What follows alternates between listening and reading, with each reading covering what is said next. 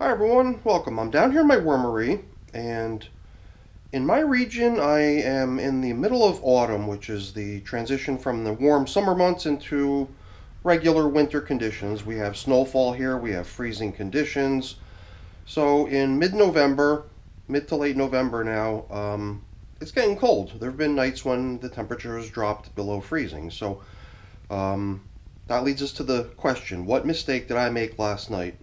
It's visible in the screen on the frame. It's the window. I left the window wide open like that all night, and it's a little bit chilly for that sort of thing to be going on, so I've got to be a little bit more mindful of not letting that happen, especially for worms similar to the ones that we're feeding today.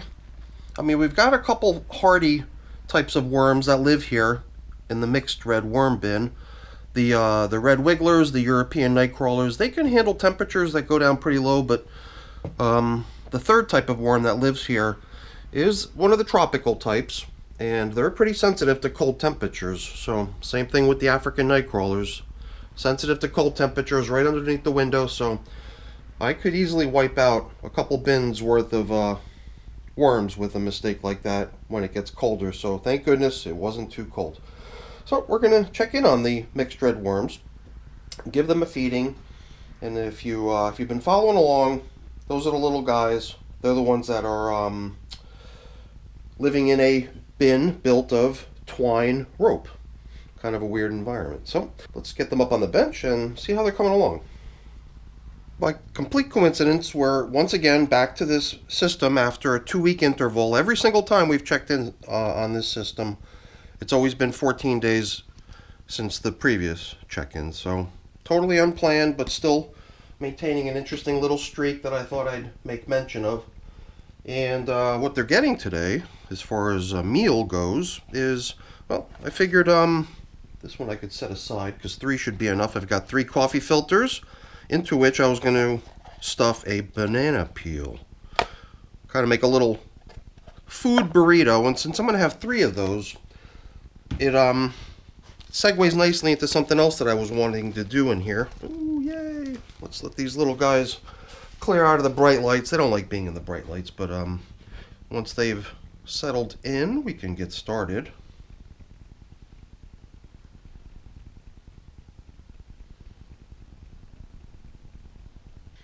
Oh yeah, let's not forget, besides the yummy banana peel burritos, in coffee filters, we're giving them the coffee that was in the filters as well. So really quick, when I've got these things prepped, I'm going to, I guess we can set them up. No, we'll set them up when we go. But basically, since this system is built out of, you can already see some of the material, little hints of it showing up on the edges. The rope, the twine, I believe it's probably still doing it, because right from day one it was a sort of a big mass. You know, if you try to pick up one piece of it, it doesn't just separate from the rest of it. It just keeps pulling the entire surface. I mean, I could show you. It's much easier just to demonstrate than to try to explain it. So as you can see, I'm picking this up, and I get to almost pretty much see exactly what's going on right beneath it on the bottom level of it, which is kind of wild. And you also saw some of this fresh bedding that we threw down into each of the 4 corners. We figured, let's make sure the worms have the easy to eat, quick type bedding available everywhere, not just where we've been feeding. The space where we've been feeding has been right down the middle, where we did actually pull a lot of the material aside in the very beginning on day 1 in order to give them their first feeding. We created a nice opening, a cavity, and at some point in the future we'll definitely see all this twine and cardboard and everything that the system was made out of consumed by the worms, but I do suspect it's going to take some time. It will be weird when I can eventually comb my fingers through the system and not encounter big chunks of rope like this. I mean, I've never tried big chunks of twine like this. In the past, I've composted this sort of stuff, the simple household thin twine, which seemed to break down pretty quickly, but when you're talking about this really thick stuff, it's a different ball game. I'm not sure what to expect, so whatever. It's a little bit of a fun experiment we're trying here. I figured as long as we've now kind of tilled up and aerated the other 2 corners, we can do the same on the other side, and then we'll get to feeding them. But you know, as long as we're on that side, we could probably get right into the feeding too, because I wanted to spread today's feeding out a little bit better. So like, you know, the pit that we've been using till now is kind of over here somewhere. So the only stuff that should be in there is old foods like a pumpkin stem, another very slow going object, another pumpkin stem. So as you can see, it was very easy to create a space into which part of the feeding can go.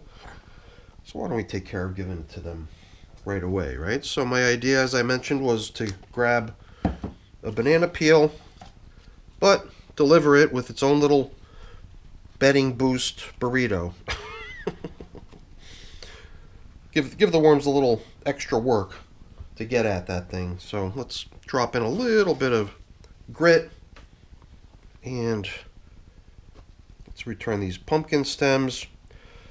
As far as additional bedding, you know, do we want to supplement it again? I saw so much of it in the, you know, the upturned two corners that we've looked at so far. We definitely, you know, we definitely, I think, went in the right direction of providing it for them, but we might have gone a little bit overboard, except there's still this much of it remaining down in here.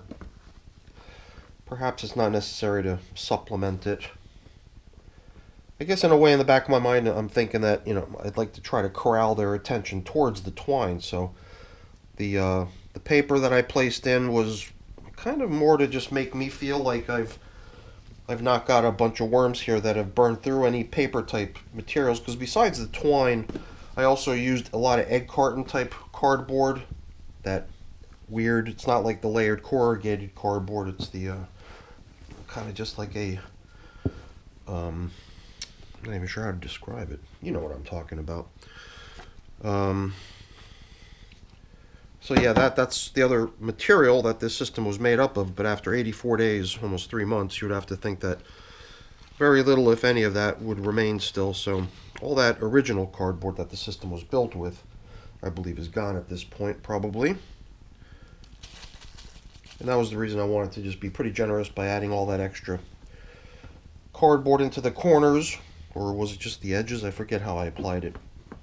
But we've kind of gone through this whole system already, but I've still got a banana peel, so I believe that just forces us back to this side really quick, just so we can drop in the last yummy burrito, banana peel burrito for these little guys, and be done with our check-in. Now, I do have a couple other things floating around here, which I think we can also feed to the wormies. It's a little bit of the coffee, which I've been totally spacing out on. I probably should have been adding it to each spot where we put in a little banana peel burrito. But there was this material from when I made my most current batch of worm chow the other day, which I did not bring out, as a matter of fact, for this. But I thought that if we can get this stuff into service now, this is the stuff that the little mini blender just did not manage to grind up. Kept getting caught in the screen. So when I make my worm chow and I make my eggshell grit, everything that I use goes through a kitchen strainer, so that only a certain particle size is what I consider accepted. The rest is rejected and goes back into the machine for another round. But you know, at some point, I just sort of cut it off. You know, I'm not going to grind that thing day out, you know, day in, day out until the end of time, until everything's totally ground down. I'm thinking, well, I'm sure the worms can make some use of this stuff, especially once it starts breaking down a little bit. So what else do we have going on here? I think we're pretty much good to go. So easy to cover this system up with my handy dandy, not only a piece of cardboard, which provides nice shade underneath itself, but it's plastic wrapped. So it provides the water retention, moisture retention performance of what I usually lay down as an individual item, a plastic bag over the system. So, yeah, flying insect, I see one right there. You know what, we're gonna let it slide this time. Just because it is the end of the video, and we're not gonna open it up again just for that. We'll deal with it another time if it looks like it requires it. So, I've got a few more things here to take care of getting cleaned up and put away, but You know, that stuff's boring. I'm not going to keep you around for that. Let me let you go.